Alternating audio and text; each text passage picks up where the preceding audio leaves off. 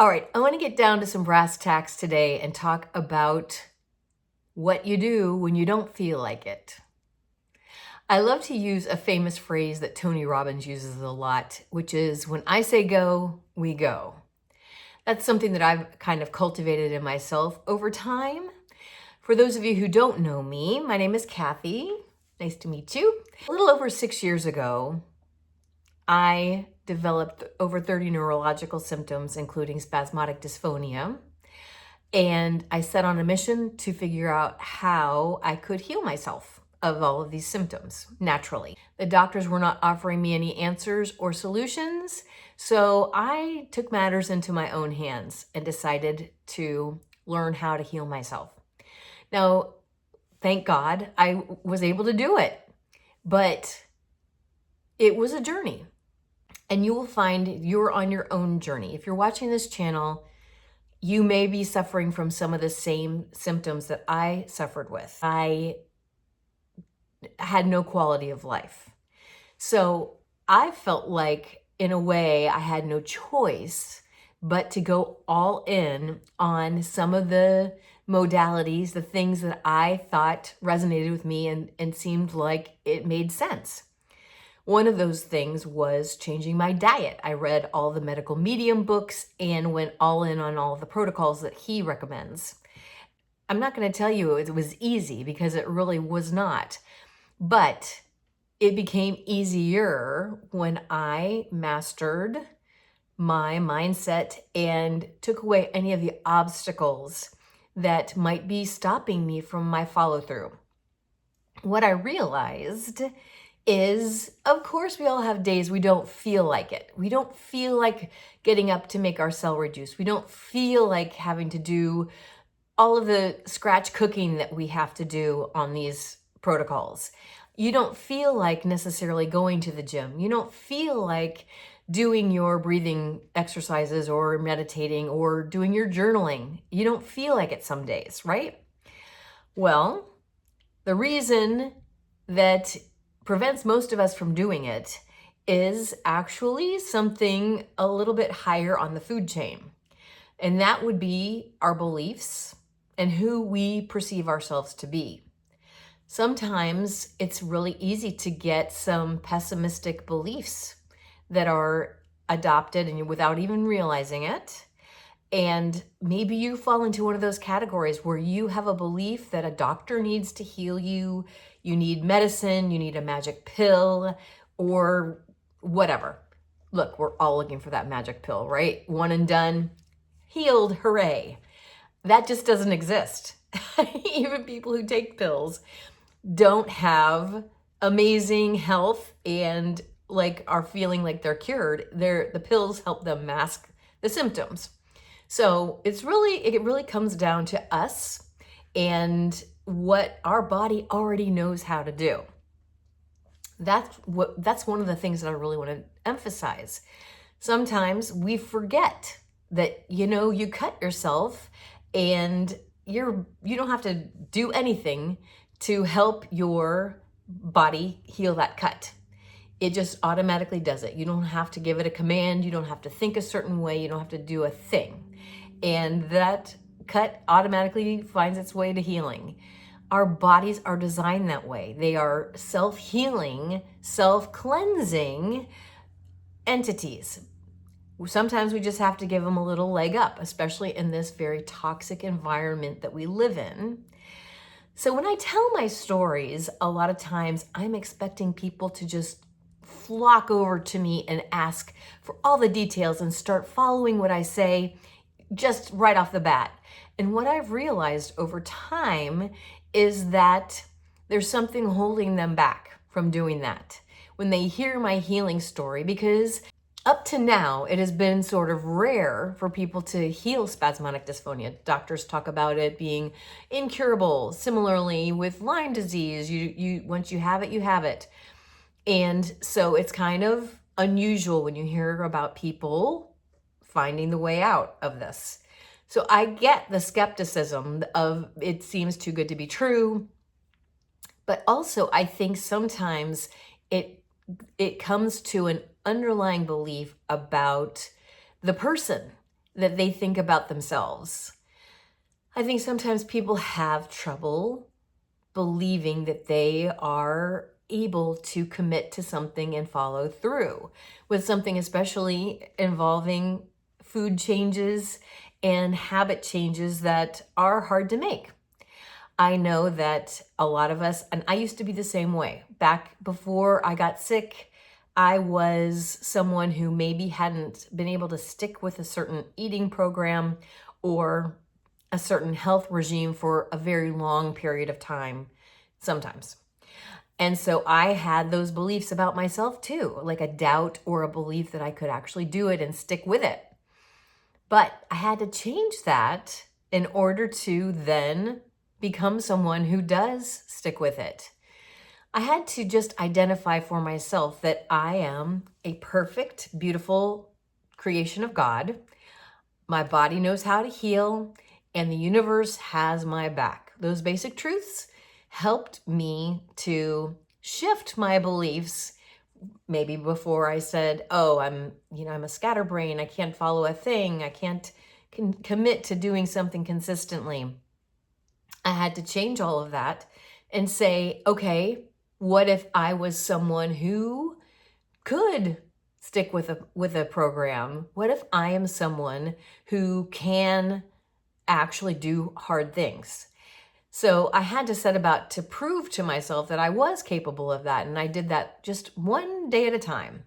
Because at first it seems very daunting. I know when I first embarked on my healing journey, I said, okay, I'm going to do, say, a cleanse, and then I'm going to expect to be healed. And if I'm not, then I'll just cross that bridge when I come to it. So I did my first cleanse and actually did not heal from that one cleanse. I was so toxic that I had a lot more work to do, but something in me knew that I was on the right track because I decided to stick with it, and not only stick with it, but kind of double down a little bit.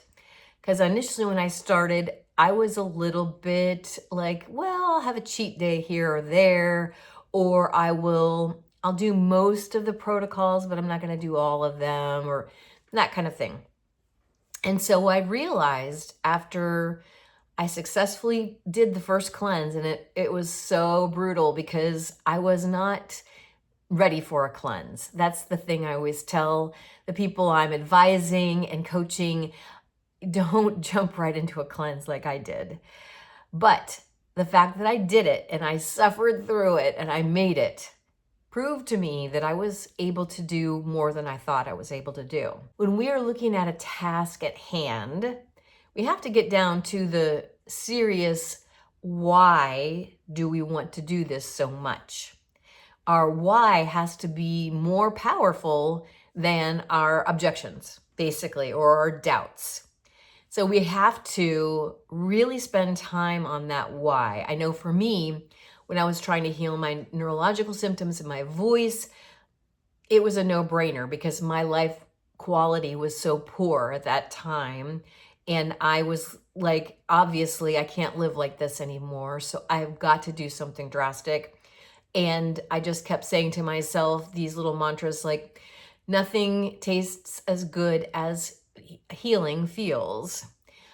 There was no temptation you could put in front of me when I could get in touch with that mantra, because when I was super in touch with what I wanted to accomplish, which was, of course, to get my voice back, to get the energy and the vitality and the strength in my body as well.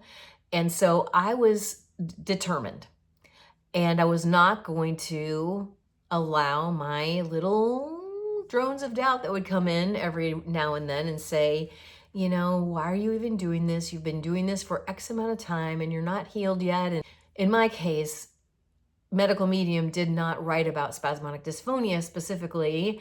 I had to just go on faith because I had so many other symptoms. I had to trust that in my hypothesis, the body heals as a whole, and that as we begin healing all of the other things that he wrote about in the Medical Medium books, then I could automatically begin healing my voice as well, which was actually the case, which turned out to be true. I didn't know it before I did it though. And so I spent 2.5 years working and being very diligent with my protocols until finally on April 4th, my anniversary is coming up. 4 years ago, 2021, I started getting my voice back. And it was such a miraculous thing that I will never forget it, because it's something that I had been waiting for and working towards for, like I said, 2.5 years. So the fact that it actually came true really gave me all the proof I needed in order to fully trust and fully get on board with shouting this from the mountaintops. When I was talking about my healing journey prior to that, I was telling people how I was healing myself. At the same time, my voice sounded terrible. I knew I didn't have credibility when I was talking with this voice that was severely impaired. So the minute my voice came back, I said, yes, I'm going to start using it to spread this word. So that's what I've been doing ever since then. And you guys know that because you're here. So yay, thank you for being here. So let's get back to, how do I make myself do it when I don't feel like it? Again, it comes back to your why. Why do you want it? Can you envision what it would feel like to have your symptoms gone? Whether it's you have digestive problems, or whether you can't speak like I couldn't very clearly and very loudly. Maybe you have some spasms in your body like I did. I had a constant spasm from my right eye down to my right hip for over 2 years. That was just constantly there, constantly there. I could not fully rest at night. Terrible, terrible insomnia, all sorts of other neurological things, vertigo, dizziness, sensitivity to light, sound, temperature, you name it. So I don't mean to go on and on about the list. I don't know. Everybody who comes to my videos, I don't know which ones you've seen of my videos previously, so I don't know how much of my backstory you know.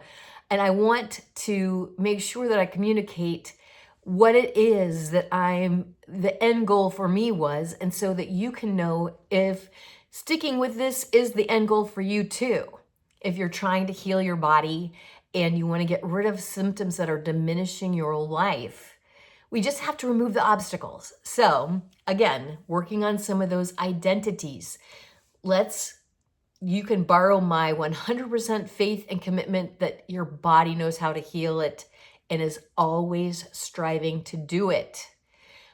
Borrow that from me and start feeling it inside your heart. As you can adopt that true belief that you are a healing warrior at the root of it, I think it gives you a little bit of momentum when you are starting to try and do the hard things every day. It's very repetitive. We have to show up every day. Consistency is how we eventually get there. Little tiny changes over a long period of time is how we cross the finish line. It's important to have our why we want to do it. And then, of course, that prompts us with the enthusiasm to figure out the how, because I would highly recommend anybody read Cleanse to Heal, the Medical Medium book. I would highly recommend someone read the Becoming Supernatural by Joe Dispenza.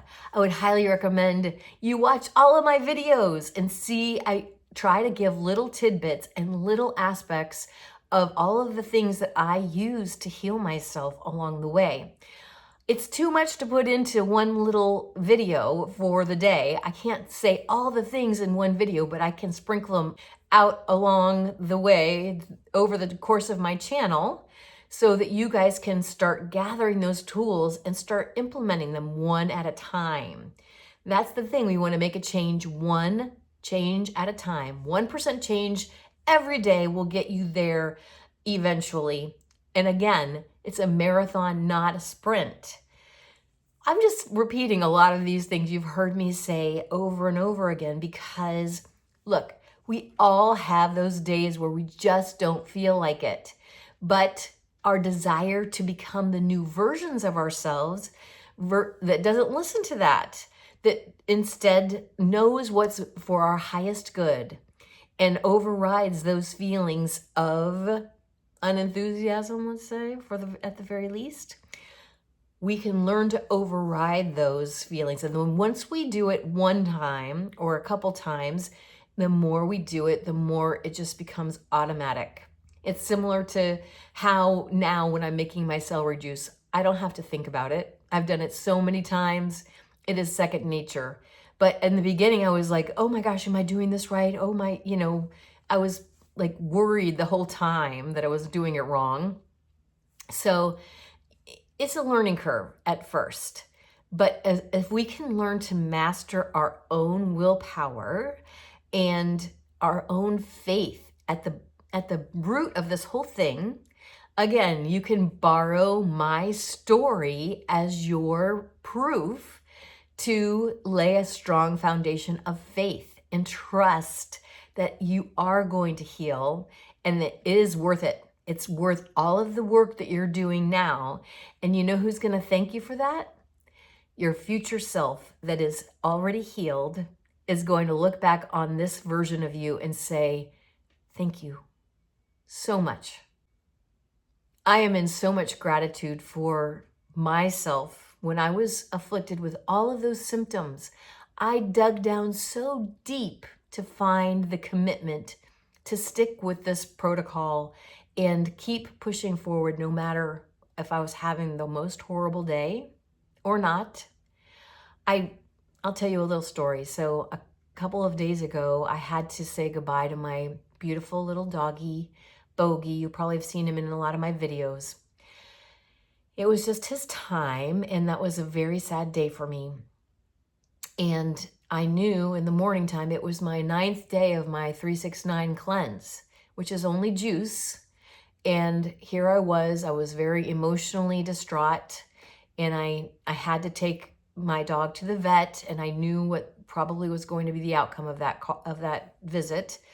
And I was super worried, super sad, super stressed. And I thought, oh my gosh, should I just put off this juice day and do it a different time and just abandon my cleanse? Because I didn't know if I could handle it, if I could do it, because it was so much emotionally, and then also putting the physical demands of juicing a bunch of stuff and spending time in the kitchen just seemed daunting to me on that day. So I decided that I was going to just still follow through with my cleanse, even though it was one of the saddest days and saying goodbye was so hard. But I'm in the habit of doing what I say when I say I'm going to do it. So it's almost harder for me to abandon it than it would have been for me to just follow through. I want you to get to that point as well. You guys can do it. You can get to the point where you don't even think about it. You're like, yep, check celery juice, check heavy metal detox smoothie. Yep, no fat for the day. I'm prepping for a cleanse, etc., etc. Like, you're going to get to those points where each milestone you cross, you're going to get better and better at it. And as a result, you're going to feel better and better.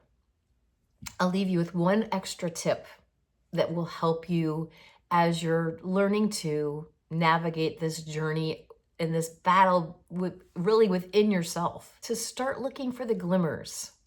Start looking for the improvements. Start looking for the times when you are actually holding your boundaries and you are saying no. Those times when you are actually committed to doing your celery juice, even if you have a busy schedule, you have some obstacles that want to stop you from doing it, you do it anyway. Those are amazing transformations for you. These are the glimmers of the new version of yourself that is able to do amazing things. These are the things that you are going to use to prop yourself up in those moments where you don't feel like it. You think back to that day that I had so many things scheduled and I still found the time to wake up and do my celery juice. Are you kidding me right now? That is superpower. That deserves some recognition. And I think that if you start recognizing yourself as the hero in your own story, no one else is coming to save the day. You are going to save the day for yourself.